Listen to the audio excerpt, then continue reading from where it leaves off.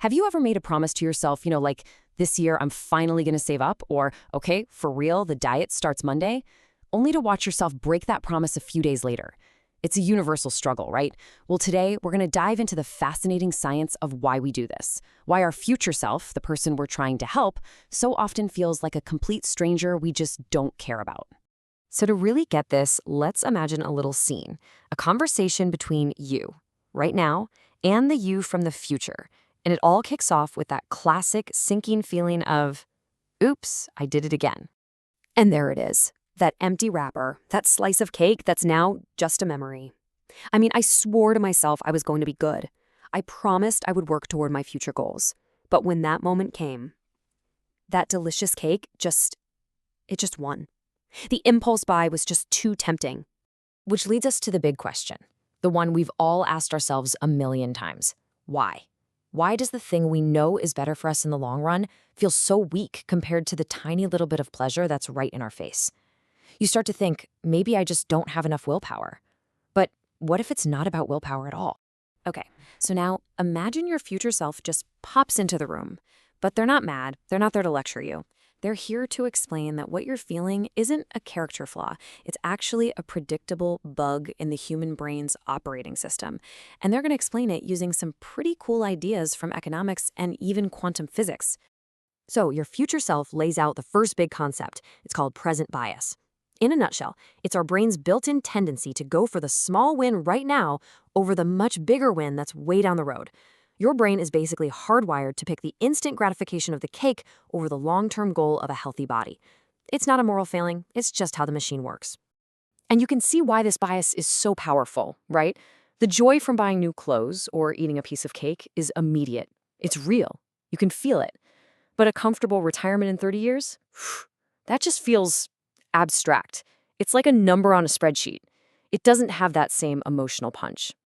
And this isn't just some vague idea. It's practically a mathematical formula. The source we're looking at compares it to radioactive decay. Just think about that. The value or the energy of a future reward literally decays over time. That amazing retirement might feel like it has 100% of its power on the day it happens, but 10 years out, it might only feel like it has 10% of the pull of that donut sitting on the counter right now. And to really drive it home, the source uses this incredible metaphor from quantum physics. The future is uncertain, right? It's full of what it calls noise. And over time, all that noise makes the clear picture of our future goals start to break up and get fuzzy, kind of like a bad TV signal. It goes from being this vibrant, exciting possibility to just a blurry idea that's super easy to ignore. So all this mental distance, this decay in the value of the future, it leads us to the real heart of the problem. It literally turns your future self into a stranger. Yeah, your future self would probably explain it like this. The present moment is like a deep gravity well. It has this huge, powerful pull. So even when we try to think about the future, the gravity of the here and now, what I want right now, just keeps pulling us back in. Now, in a perfect world, our connection to our future self would be like something called quantum entanglement. It's this wild idea where two particles are so connected that whatever you do to one, the other one feels it instantly, no matter how far apart they are. That's the kind of deep, empathetic link we should feel with the person we're going to become. But present bias comes along and snips that connection. It cuts that quantum entanglement right in half. And all of a sudden, that future you isn't you anymore. They're just some other person.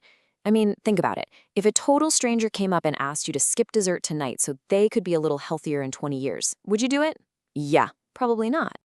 Okay, so are we just doomed to keep betraying our future selves forever? No, absolutely not. Your future self has a plan.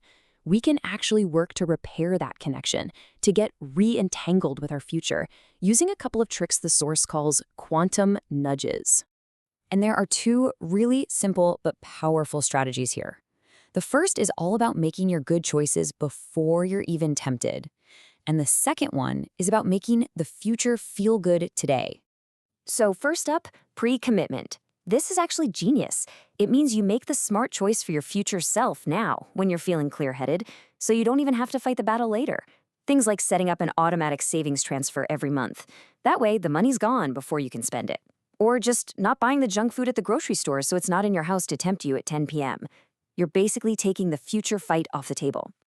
The second strategy is about emotion. If the future feels distant and blurry, we have to bring it into focus. We have to make it feel real. So you vividly imagine how amazing it will feel to achieve your goal. Look at pictures of that vacation you're saving for. Close your eyes and feel the pride of crossing that marathon finish line. You're letting those awesome future feelings seep out and energize you in the present. So as your present self is hearing all of this, something starts to click. This isn't really about sacrifice or forcing yourself to do things you hate.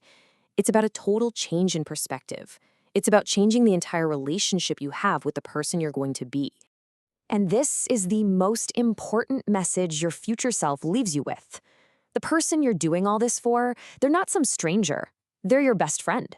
And what do we do for our best friends? We help them. We look out for them.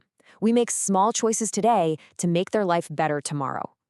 Taking care of your future self isn't a sacrifice, it's an act of friendship. So that really leaves us with just one question.